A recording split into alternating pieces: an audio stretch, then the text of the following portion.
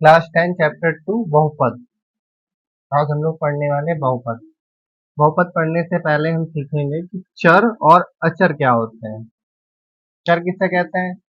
वे राशियां जिनका मान विभिन्न परिस्थितियों में बदलता रहता है, चर कहलाते हैं। For example x y Z.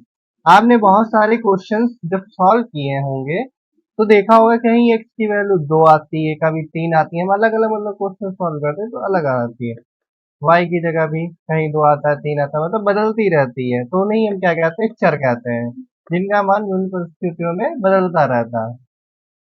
और अचर किसे कहते हैं? वे राशियां जिनका मान विभिन्न परिस्थितियों में बदलता नहीं है, अचर कहलाते हैं।